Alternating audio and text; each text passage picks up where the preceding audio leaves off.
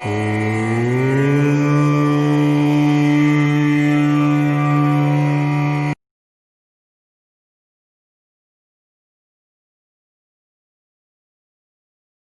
है आप सभी का। इस वीडियो में हम बात करने वाले हैं तत्व के प्रकार। तत्व दो प्रकार के, धातु और अधातु। तत्व को दो भागों में विभक्त किया गया, धातु और अधातु। एक तीसरा श्रेणी भी होता है जिसे हम उपधातु कहते हैं। क्या कहते हैं? उपधातु। उसकी भी हम थोड़ी सी चर्चा करेंगे, है ना। तो यहाँ पे समझते हैं हम लोग धातु क्या होता है। मेटल कहते हैं। क्या कहते हैं इसको अंग्रेजी में? मेटल कहते हैं। ऐसा कठोर पदार्थ जिसमें एक विशेष प्रकार की चमक होती है। ध्यान से समझिएगा, वर्ग दशम के छात्र को तो ध्यान से ही समझना चाहिए, क्योंकि उनका एक पाठ ही है, एक अध्याय है धातु और अधातु, जो आपको पढ़ना है। समझ गए? तो ऐसा कठोर पदार्थ, ऐसा ठोस पदार्थ जो एक विशेष प्रकार, जिसमें एक क्या होती है, विशेष प्रकार की चमक होती है, धात्विक चमक होती है। समझ गए? जो और क्या होता है, जो विद्युत और उष्मा के सुचालक होते हैं। मतलब विद्युत और उष्मा किसी भी चीज में क्या हो, एक छोर से दूसरे छोर तक पहुंच सके। समझ गए? यानी जिसमें विद्युत और उष्मा का संचालन हो सके। तीसरा है कि जो इलेक्ट्रॉन खोने की प्रवृत्ति रखते हैं। मतलब जो इलेक्ट्रॉन खोना, हमेशा खोने की प्रवृत्ति रखते हैं। आगे हम बताएंगे, समझाएंगे आपको। और क्या है कि जो तन्य तथा आघात वर्ध्य होते हैं। तन्य का मतलब क्या होता है ना, खींच करके तान करके, खींच करके तान करके। और आघात वर्ध्य का मतलब होता है पीट करके, पीट करके उसको पतला बना देना। जैसे, है ना, आप जान करके आपको यह बात आश्चर्य होगा कि 1 ग्राम सोना, 1 ग्राम सोने से 1 या 1.5 किलोमीटर या 2 किलोमीटर लंबा, है ना, सोने का तार बनाया जा सकता है। जरा सोच के देखिए कि तन्यता कितनी अधिक होती है धातु की, कि 1 ग्राम सोना, मात्र 1 ग्राम सोना से, है ना, 2 किलोमीटर लंबा सोने का तार बनाया जा सकता है। समझ गए ना। उसके बाद आघात वर्ध, है ना, सोने के किसी भी धातु को हम लोग क्या करते हैं, पीट करके उसको बढ़िया से पीट करके और उसको क्या करते हैं, पतला बना लेते हैं।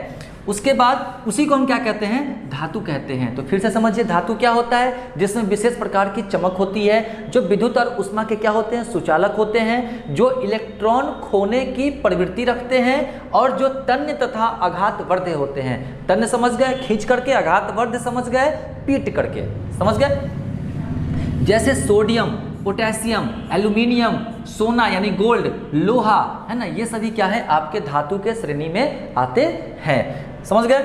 आगे जब हम पढ़ाएंगे आपको तत्वों का आवर्तीकरण, तो उसमें आपको ढेर सारा इस पर चर्चा होगा, या फिर एक चैप्टर भी है आपका धातु और अधातु पढ़ना है, उसमें तो इस पर डिटेल में चर्चा होगी। इसी पर चर्चा ही करना है केवल। अब यहाँ पे कुछ अपवाद हैं, एक्सेप्शन क्या है कि यहाँ पे अधातु जो है, आयोडीन और ग्रेफाइट, यह, है ना, ये अधातु है। कहता है धातु कि केवल हम में चमक होती है। धातु कहता है कि केवल हम ही चमक सकते हैं, ऐसा बात नहीं है। अधातु भी है। कौन कौन? आयोडीन और ग्रेफाइट, जो अधातु होते हुए भी क्या होते हैं, चमकीले होते हैं। तो धातु भाई साहब को अगर घमंड हो गया कि हम ही चमकेंगे, है ना, तो ये बिल्कुल गलत बात है। अधातु भी चमक हो सकता है, अधातु भी चमक सकता है। समझ गए? तो ज़्यादा घमंड ना करें। उसके बाद है धातु, सोडियम। जैसे सोडियम ले लें हम, तो यहाँ कहा गया कि धातुएं कठोर यानी कि ठोस होती हैं, लेकिन सोडियम जो है, बात करें हम आपको, तो इतना मुलायम होता है कि उसको आप चाकू से काट सकते हैं। तो यह भी आप अपवाद के रूप में ले सकते हैं। उसके बाद अधातु एक हम लेते हैं, ग्रेफाइट, है ना। ये कहता है कि धातुएं खाली क्या होगा कि विद्युत और उष्मा का सुचालक होगा। लेकिन आपको मैं बता दूं कि यहाँ पे एक ग्रेफाइट एक ऐसा अधातु है जो विद्युत का क्या होता है, सुचालक होता है। क्या होता है? सुचालक। तो ये भी घमंड करेगा धातु की खाली हमारे में इलेक्ट्रिक करंट जो है सो पास करेगा, तो ऐसा कहना संभव नहीं है। इतना घमंड करना अच्छी बात नहीं है। उसके बाद है धातु यानी कि पारा। धातु में आता है पारा, मरकरी, जिसको कहते हैं सामान्य तापक्रम पर द्रव होता है। ये कहता है कि हमेशा हम ठोसे रहते हैं, नहीं। एक पारा ऐसा एक धातु है जो क्या होता है, हमेशा सामान्य तापक्रम पर, रूम टेम्परेचर पे हमेशा क्या होता है, ये द्रव के रूप में होता है। समझ गए यहाँ तक? अब बात करेंगे हम अधातु की। तो अधातु ठीक धातु के गुण से ठीक विपरीत, ठीक उल्टा, है ना। समझ गए? तो ऐसा पदार्थ, इसे नॉन मेटल कहते हैं, ऐसा पदार्थ जिसमें एक विशेष प्रकार की धातु में चमक होती थी लेकिन इसमें नहीं होती है।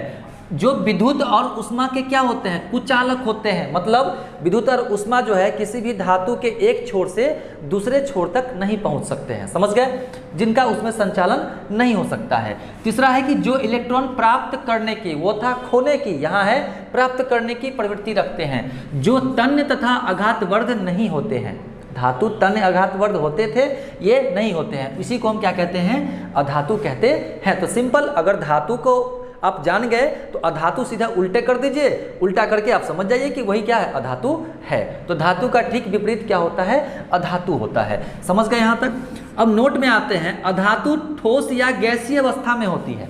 अधातु जो है वो ठोस या गैसीय अवस्था में ही होती है। एक आपका बात है ब्रोमीन, ब्रोमीन एक ऐसा अधातु है जो क्या होता है, द्रव की अवस्था में होता है, इसको याद कर लीजिएगा।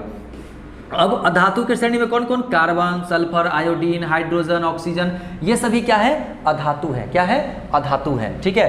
अब यहाँ पे कुछ अपवाद है, यहाँ देखिए, अधातु जो है आयोडीन और ग्रेफाइट आदि, इसमें क्या होते हैं, चमक होते हैं। इससे पहले भी चर्चा हो चुकी है इसमें धातु में, कि धातु का होता है कि केवल हमरे में चमक होगा, नहीं, गलती बात है भाई। अधातु भी एक दूगो ऐसा है जो चमकता है ना, इसमें भी चमक होती है। उसके बाद है अधातु में ग्रेफाइट, धातु का होता है कि केवल हमरे में क्या होगा कि है ना, इलेक्ट्रिक करंट पास हो सकता है, उष्मा पास हो सकता है, लेकिन नहीं, ये ग्रेफाइट जो है इसमें भी क्या होता है, ये विद्युत का सुचालक होता है। उसके बाद अधातु की हम बात करें हाइड्रोजन की, है ना, तो ये कहता है कि हम विद्युत धनात्मक तत्व हैं, लेकिन यह क्या, हाइड्रोजन क्या है, एक ऐसा धातु है जो विद्युत धनात्मक तत्व माना गया है। उसके बाद है कैसे माना गया है, ये हम बताएंगे आपको डिटेल में, धातु अधातु लेसन में इंतजार कीजिए थोड़ा सा, उसमें हम बताएंगे। उसके बाद एक धातु है सल्फर और प्लास्टिक, ये भी क्या है, आपका आघातवर्ध एवं तन्य होते हैं। धातु कहता है कि हम ही केवल तना सकते हैं, हमरे केवल कोई पीट सकता है, पीटना मतलब मारधार नहीं, पीटना है ना, हथौड़े से पीटना, है ना। लेकिन यहाँ पे अधातु, दो अधातु ऐसे हैं, है ना, सल्फर और प्लास्टिक, जिसे आप प्लास्टिक को आप तान सकते हैं, है ना, उसको तन्यता होती है उसमें, और सल्फर को आप क्या कर सकते हैं, पीट करके उसको आप, है ना, पतला बना सकते हैं। ये हो गया आपका अधातु। तो ये तत्व का दो भाग आपका हो गया खत्म, है ना। फिर इसके बाद हम लोग जानेंगे अब यौगिक के बारे में, यौगिक को दो भागों में, तो अगले वीडियो में इसको हम आपको बताएंगे।